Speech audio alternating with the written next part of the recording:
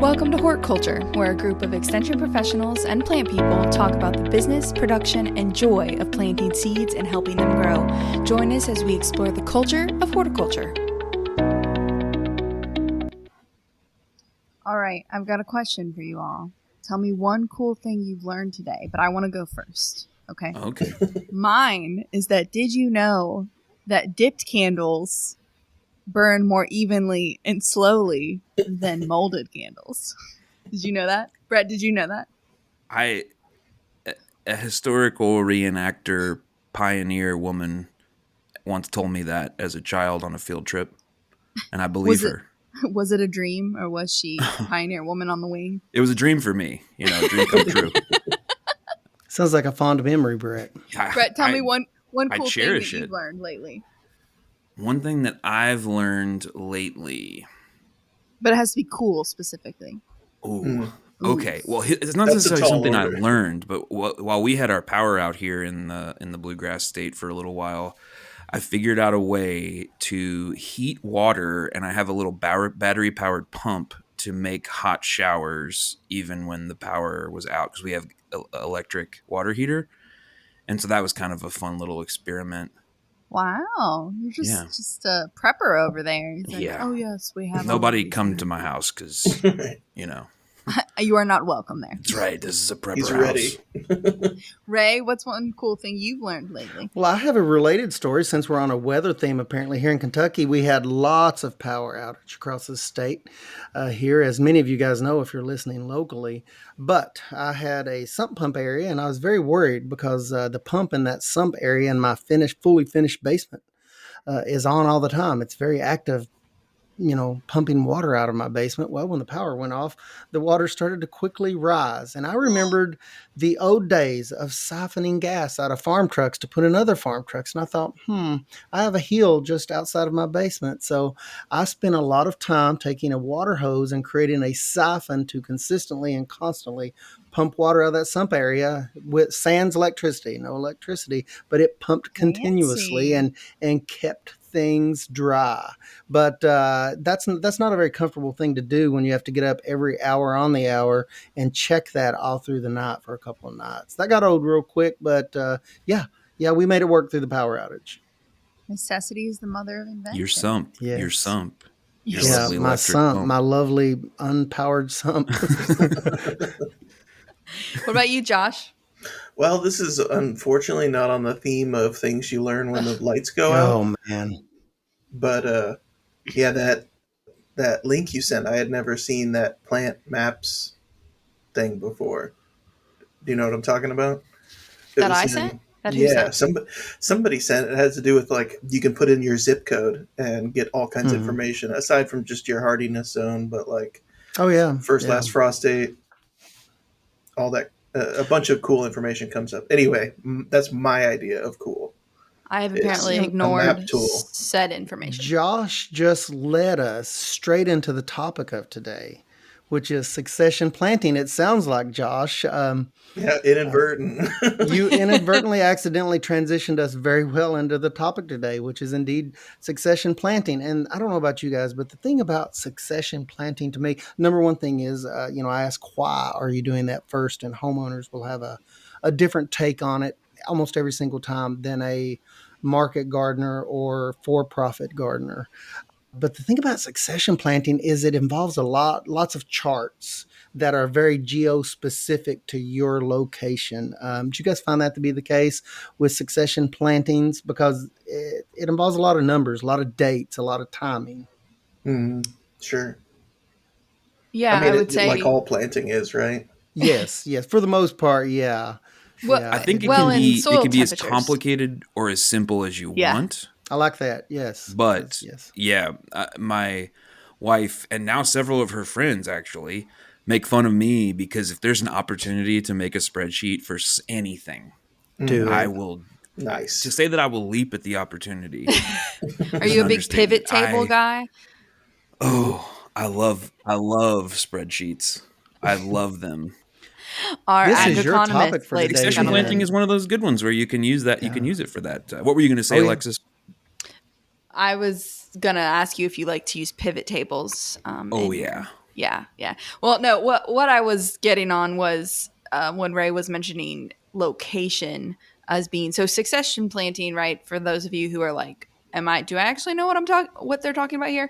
Is when you're planting the same crop more than one time in a season because either it's a one and done type of cut, like there's some types of lettuce, right, where you're cutting one head and that plant is done. So you're planting more so that you have a consistent supply.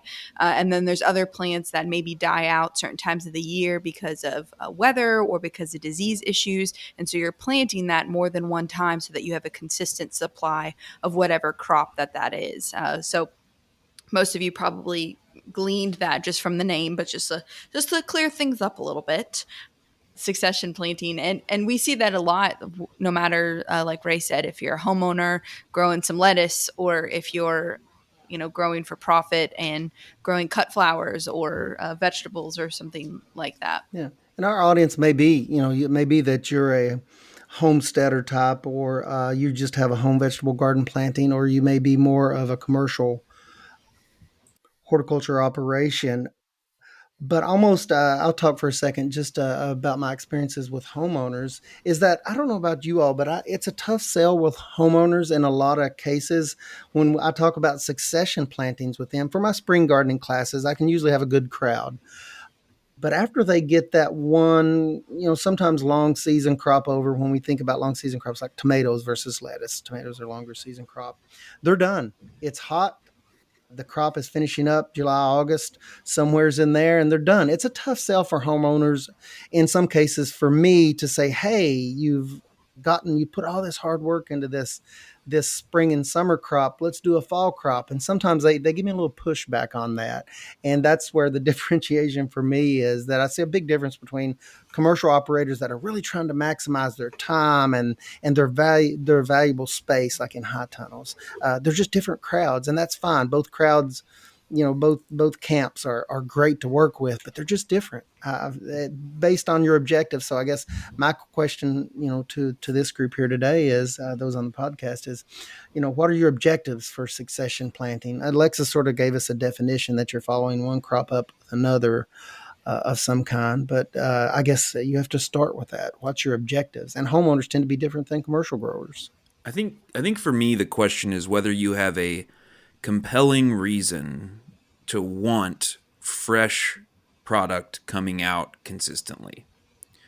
And so what I mean by that is, of course, everybody wants fresh product coming out consistently. But if you are primarily growing tomatoes to can those tomatoes, you might just want to do one big crop of tomatoes, harvest them all at once, have all the bulk of your work done in that window of time.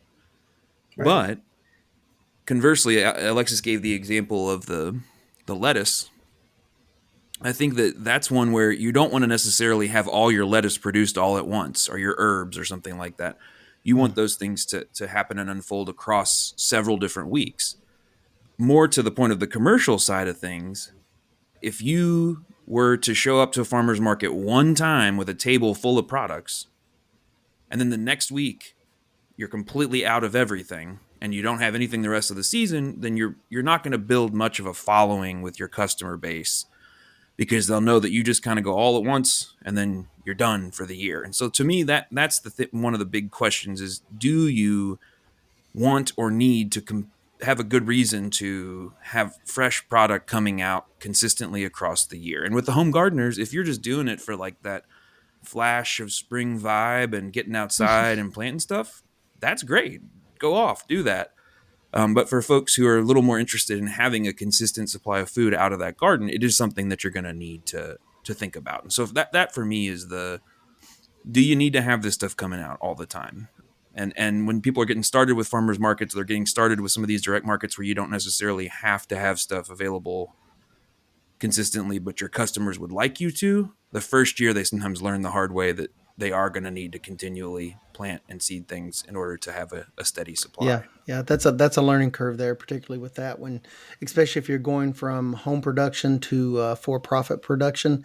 That continual planting schedule is one of the learning curves that we we see a lot of times, and there's something else going on here in Kentucky, and I know in other parts of the country as well. But usually when I think about succession planting, one of the first things that I think about is managing dates of when I either seed a transplant or do a direct seeding of a crop in place. Is I'm managing seeding dates. It doesn't always work out perfect, but seeding dates. But here in Kentucky, we're getting a lot more things like low tunnels and high tunnels, and that's changing the landscape of succession planting in Kentucky. And that's an interesting thing if we could talk about that sometime today, because it's really backing up in the spring. It's given us a few weeks in the spring extra and a few weeks in the fall extra, but it's really allowing for some interesting scenarios for succession planting. But it goes back to planting dates. If you look at some of our materials, a lot of times I'll refer commercial producers to our home gardening manual here in Kentucky, because it's got some really good charts that will say earliest safe planting dates for central Kentucky for this crop. And then it'll have on the other side of that latest safe planting dates for a crop such as like tomatoes. So you have the early date and the late date to get that in the ground to safely on average get a crop from that whatever you're planting, tomatoes, corn, whatever. But high tunnels are really changing that. They're really making some interesting situations where you can get more crops in. If you're a market gardener, that's pretty exciting. So Ray's talking about planting date, aka when you're putting that, transplant or your direct seeding into the soil. But for a lot of people who are going to do seeding and grow their own transplants, you need to look at another date. And we're throwing a bunch of these at you, but it's days to maturity. And so most of your seed packets are going to have that on there. If not, that's something that's easily Googleable. But your days to maturity means from when that seed essentially hits the soil until you are harvesting that crop. Whether, again, and we're talking about pretty much any crop, whether it's vegetable, flowers, whatever that is. And so that's something you think of, and you'll look at that as well for that planting date. So if you know that you can plant out, here in central part of the state, we, say that Derby Day you can plant and be safe from frost. That's not always true, but it's kind of a good rule of thumb. And so if your days to maturity and your seed packet says you need to start these 4 weeks before your last frost, you're just going to count back from that, Derby Day, which is the first weekend of May. So then that means you're going to start seeding the first weekend of April. And so that's also something that you have to keep in mind of, is just looking at those days to maturity. And different cultivars have different days to maturity. So not every zucchini or whatever it is created equal. Some of them have, there's some sweet corns that are 70 days to maturity. There's others that are 100 days. Same with sunflowers. You can get them at 50 days or 100 days. And so looking at that can help you with that succession as well. And tomatoes are a good example of that, and that's a great point, Lex. It's like early girl versus something like a better boy variety of tomatoes. There's a big difference in some of the crops, and we're not even manipulating dates there. We're just working within the varieties. Even if you plant two different varieties on the same date, some of those will be separated by several days to a few weeks. So it's pretty cool. That's a great point. And I think when folks are kind of champing at the bit to get into the garden, they're looking at that early window, and they're looking for what's the first possible day that I can get these in the ground. And I think succession planting asks you to take a step back and say, okay, that's the earliest I can get them in the ground, and I'm going to put some of those things in the ground at first.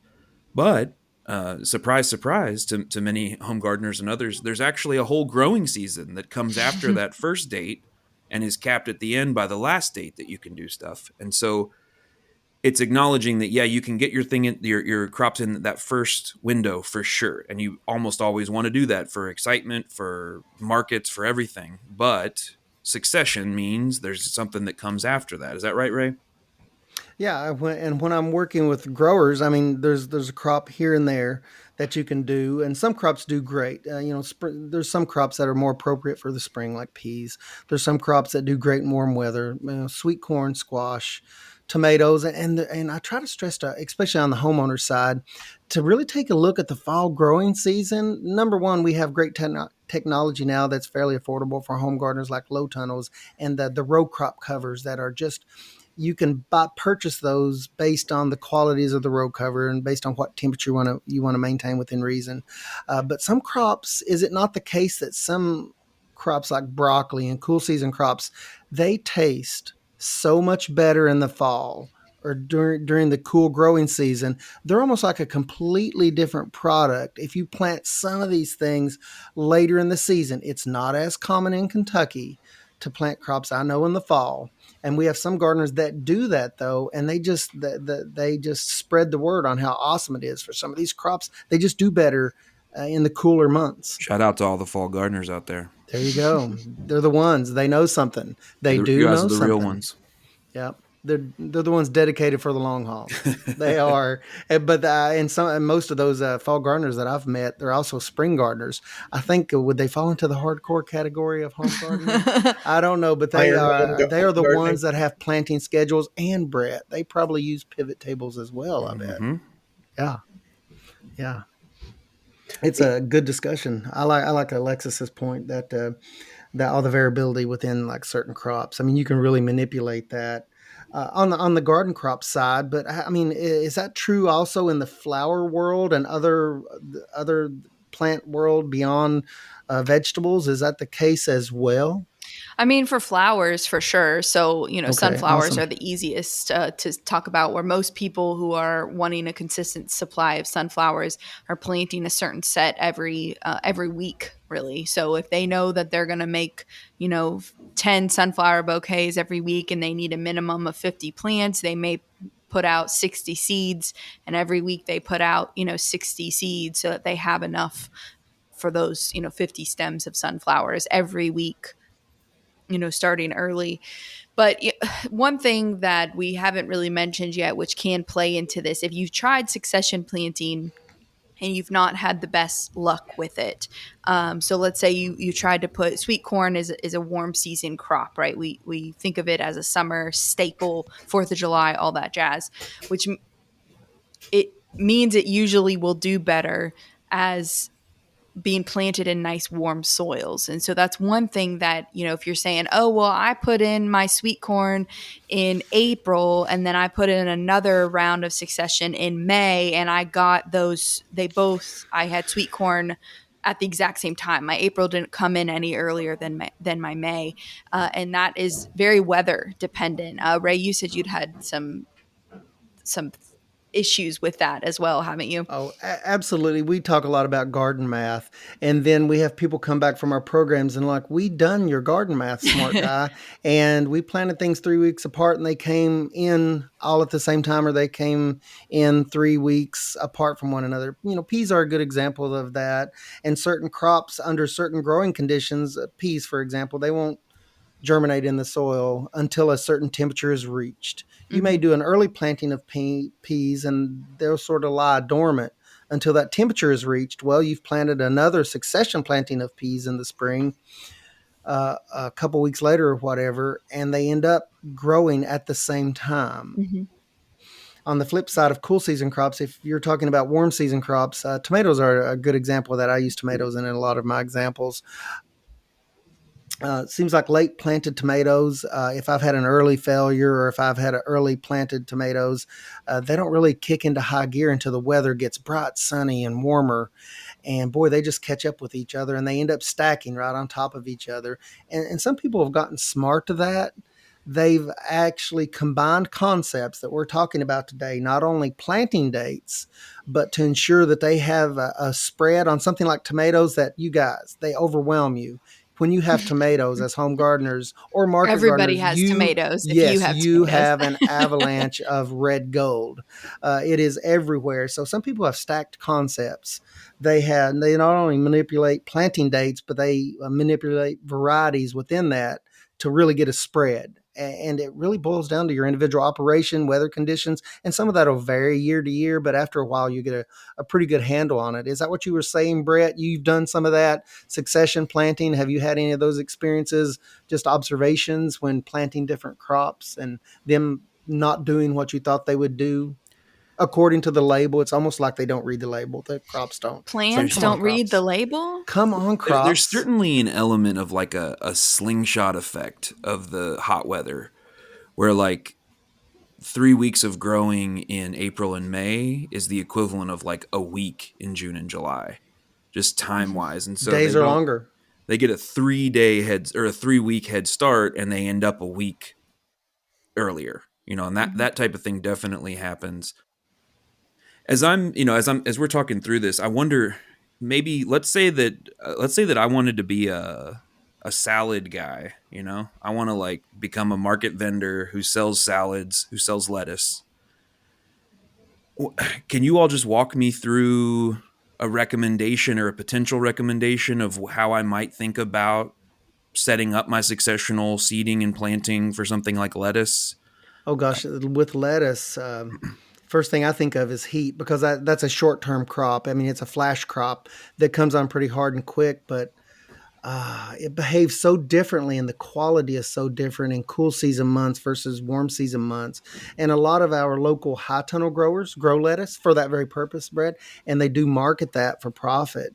And they've really had to manage the growing environment carefully with things like, putting lime coating on their structures if it's a greenhouse structure, or using shade cloths to sort of manage temperatures so that you don't get like bitter lettuce and a poor quality product. That's the biggest thing with a crop like lettuce when you're trying to stack it out. Yes, it'll grow. So when might I think about starting, and how would I figure out that? Oh goodness. So you're cool.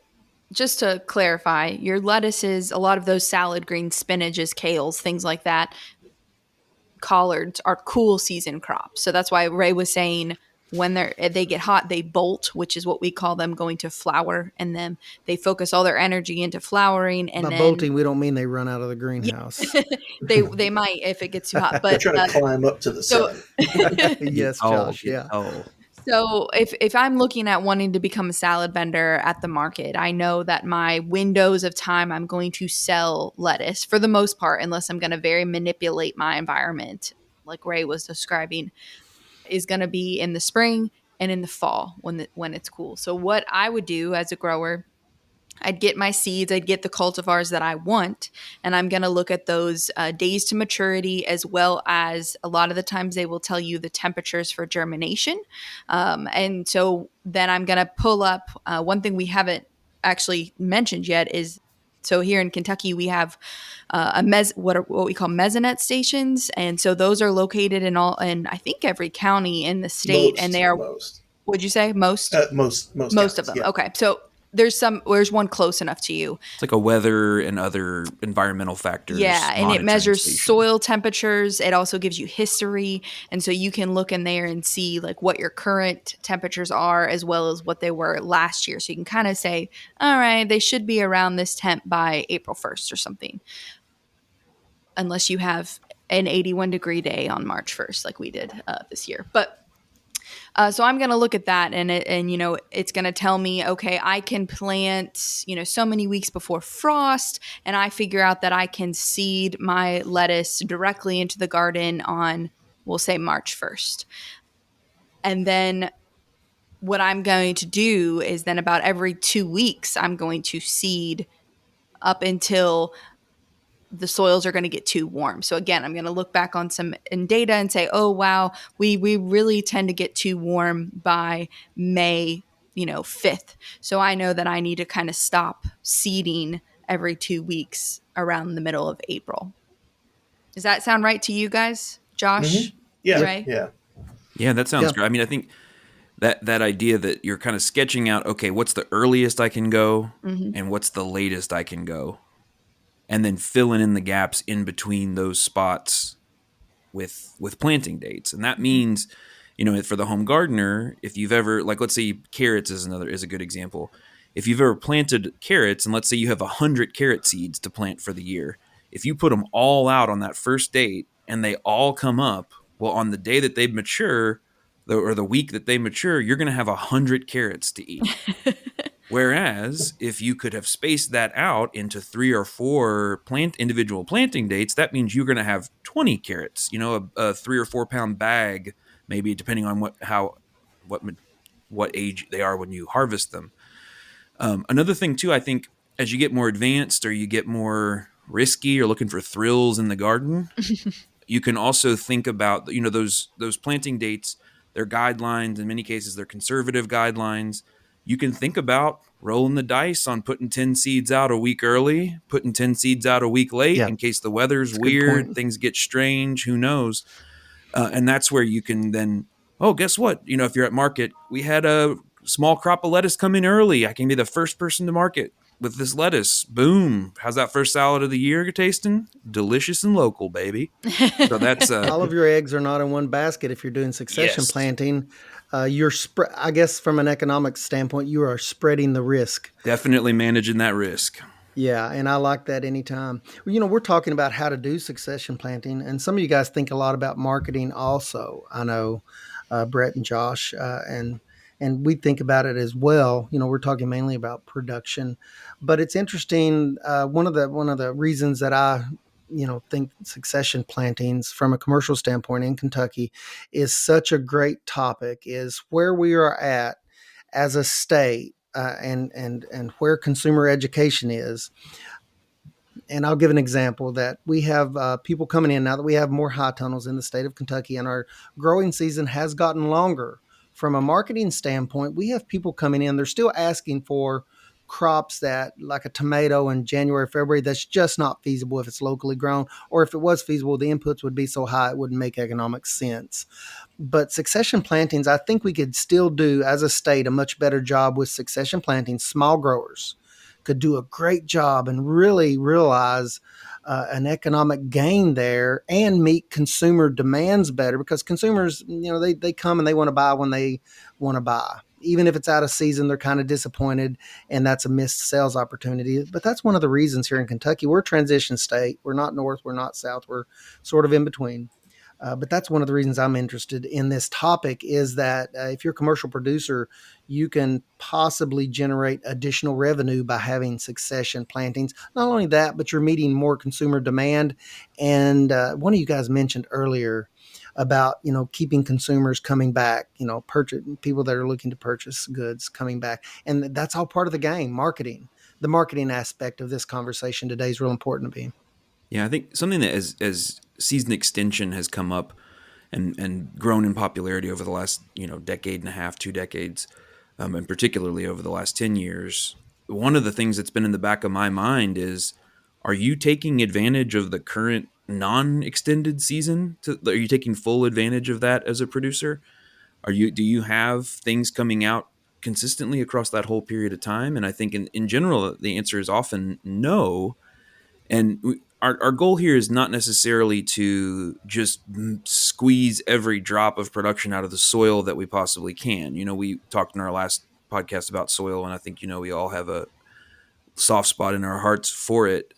But there is this whole window of seasonality. And if you're going to be selling seasonal food, taking advantage of that whole seasonal window is an important one, important consideration for having, because if you don't have product coming out and you're trying to sell it, and that means you aren't going to have income coming in.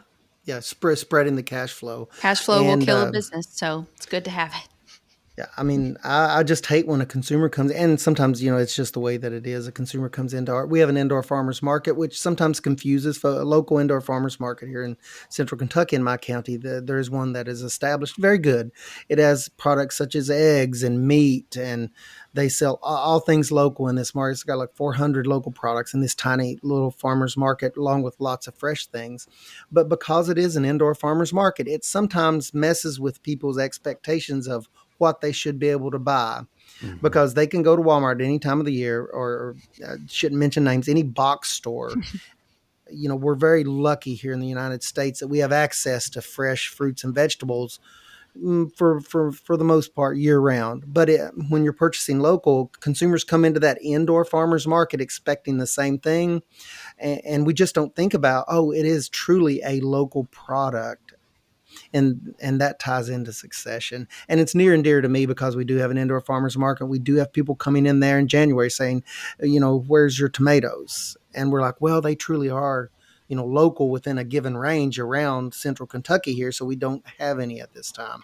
Maybe that'll change in the future because protected agriculture, which AKA greenhouses, fully heated, supplemental light systems, the whole thing. Maybe someday they'll be able to purchase these warm season crops year round in Kentucky. I don't know. That's the dream, and that's the revenue spread there. But it's a great topic for me today. Josh, have you messed around with the succession planting stuff much? Not lately, but I mean, I guess kind of in what way? Well, I was just curious if there's any things that you feel like you've tried and they didn't work, or they did work, or I know you have some background working on market farms and. Yeah, I mean, I guess I would say one thing to kind of, and this is more along the lines of, tracking the days to maturity with your variety and variety specific concerns is one thing to make sure of, is that, certain varieties of tomatoes are determinate, kind of all at once, and then they're done, and some are indeterminate. And indeterminate kind of has a little bit of built-in spreading of the harvest, and that's just something to kind of be aware of when you're planting. Like, expect your indeterminate crops to be sticking around in that space and producing for a little bit longer. And so the determinants are the short, bushy ones you traditionally find at a big box store, and the like hybrid tomatoes tend to be, we call those hybrids. There's exceptions to every rule, but sure. And they had that blast of production for like an 8 to 10 week Great period where it's just right. going. Flush. Yeah, Alexis just said canning. That's what comes to mind for those. And if you have large customer base that's looking for them, and then indeterminate, Alexis, that a lot of heirloom tomatoes are indeterminate. They're the Pretty much all long, of them, viney. yeah. They can't really hold themselves up almost at all. Is that right?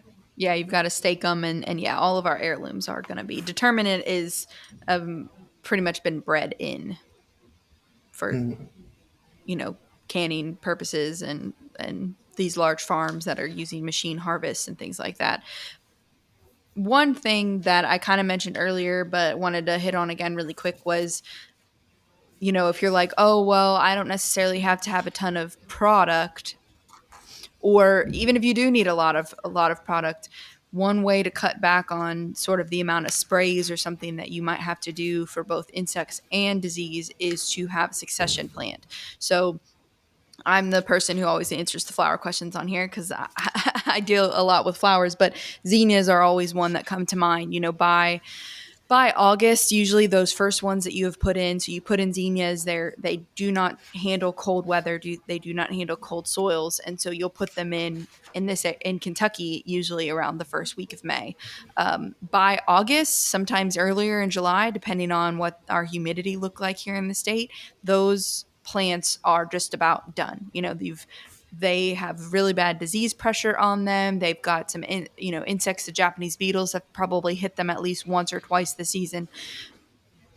So those are one of those things that you can actually plant in May. You put your first succession in, and then you can even go in and direct seed because the soil is warm enough around the first week of June or closer to the first week of July, depending on what the weather's been, and plant those again. And so then you get nice, fresh, healthy plants coming up at this right as your first ones are starting to die. And so you don't have to sacrifice any quality with them, and you have that consistency of having those plants available. So, doing that, we always say tomatoes, but from a tomato point of view, it could be blight. So those early tomatoes, usually by mid-July, early August, have been hit with a late or an early blight, sometimes both at the exact same time, and they don't look good. They're not producing. So instead of us pushing fertilizer and spraying the crap out of them, we could do another succession of them and rip out those old ones and put something else, put a cover crop in their place if you're needing some soil build, or put something quick in their place. So you kind of have to think about how you're rotating your fields. Do you have time, and do you have more space to put that other succession? And someone mentioned soil earlier, and that was a big discussion. And the thing about succession planting is we're pushing the soil, right? Where anytime you take off biomass, that's not going back naturally into the soil. We're taking off a nutrient profile out of the soil. Different crops have different nutrient profiles that you're taking off. So this concept of rotating different crops becomes very much more important in succession planting. But not only that, Alexis just mentioned organic matter. You have to manage that much more carefully. You have to manage the fallow period. If you're pushing your soil hard with 3 crops a year and you're taking off a lot of biomass in whatever form that takes, at some point that soil literally is going to need to rest. You're going to need to replenish the nutrient profile. You're going to need to check your organic matter, and you're going to have to manage all these things more carefully. And that's one of you guys mentioned that earlier. The soil is important with succession plantings. I just wanted to jump back on that and stress that again. It becomes even more important because you're really running that engine hard. That soil as an ecological system, you're pushing it hard when you do succession planting. Just kind of keep that in mind. Yeah, it makes me think of something, Ray, that if you're new to this or haven't experienced this before, you might, maybe it feel like a dumb question, but I don't think that it is. When we're talking about, like, for instance, 3 subsequent plantings of lettuce that are spaced 2 weeks apart, each of those plantings is going in a slightly different place. It's not like you're seeding seeds right back on top of the ones that just came up and it's getting pulled out of that same area. And so what ends up happening, if you get into the planning enough and you're thinking enough about it and you're considering soil health, as you just mentioned, Ray, I think you start to think about having field or row or bed maps over time, that you're gonna, after this is done in the summer, I'm gonna plant a cover crop, or after this is done in this particular time, I'm gonna spread some mulch over this and let that kind of build, let the soil microbes catch up. Another thing that kind of came to mind too when Alexis was talking earlier is that distinction, because some of the examples earlier was like, I'm planting this crop like a carrot, and then once I harvest it, like the harvest date is one day. Whereas if you're thinking about these multi-harvest things like tomatoes, like eggplants, like cut flowers, certain cut flowers, you're really thinking about the succession planting and planning for harvest windows of time. And so it could be that you're pretty sure you're going to get some tomatoes for an 8-week period off of your first planting, and you want to keep going. Well, you might plant it and try to make it happen so that in the 6th week of that first harvest, your next round of tomatoes come on, and you're able to then taper off the first round and the second one. This stuff is really, to me, there can be some complexity to the management of it, but the overall principle, once you start explaining it, is relatively simple. But yeah, I think, Ray, that's a really good point, that we're not just trying to, again, throttle the soil as much as we can. We're just trying to take advantage of the fact that it's beautiful outside, or at least amenable to growing plants outside for a long time. Relatively And long managing time. those secondary things like diseases, the soil being aside, you're managing things like diseases because as the intensity increases, usually disease pressure increases. As the intensity of spacing increases, you move things closer together relative. Things like relative humidity increases, therefore diseases increase. All these things can increase. So is it fair to say, you guys, that when we are working with the intensity in the form of succession planting, you're probably going to have to up your intensity of management of the soil, of diseases, and of the nutrients. You're going to have to up your game on all of these things. Yeah, I think crop rotation is so important when you talk about succession planting, and in the way of like, how can you do this and not reinvent the wheel or not add more than you need to. And I'm taken back to, I was actually just looking at a publication. It was a publication I helped write. I was looking back at it. No Hard big deal. flex. No big, just a previous little bit of a successes. flex. I like here. it. But looking at rotating tomatoes in a high tunnel with cut flowers. And the reason why cut flowers was an option was because, number one, we could put something in there that was short enough day that you would get a crop out, but when you were pulling those tomatoes out in August, because they were, just kind of exhausted. So we've got something that'll fit that timeline before the first hard freeze. Another one was that we were rotating families. So tomato is solanaceous. There's very few solanaceous crops that are cut flowers, and so we were able to rotate the families, which helps with disease and insect pressure. There's a market for the cut flowers in the fall, but also cut flowers are considered light feeders, as in they don't really take a ton of nutrients. They don't need a lot of nutrients in comparison to something like tomatoes. So we know that there's often a lot of nutrients left over in the soil after a tomato crop. We've got research on that. So by putting in the flowers, we can do little to no fertilizing of them, because they can scavenge what the tomatoes left over, and then we're saving ourselves money. We're helping out the microbes by putting the roots back down in there, and we're not having to apply a bunch of fertilizers, which is essentially salts, right? Organic or not, back to the soil. So I feel like we just keep making this more complicated, but like I always tell people, start with one crop. Start with one thing that you either know you can sell or your family will eat, whatever level you're on there, and succession plant that and figure that one out. And the rest will come a lot easier. And every year you can add another crop that you're succession planting and figuring out. So just focus on what the one you can sell consistently, or the one your family will eat consistently. Or both, just in case people at the market don't buy it. Family would be happy to eat it. Yeah, both. Or you could sell it to your children.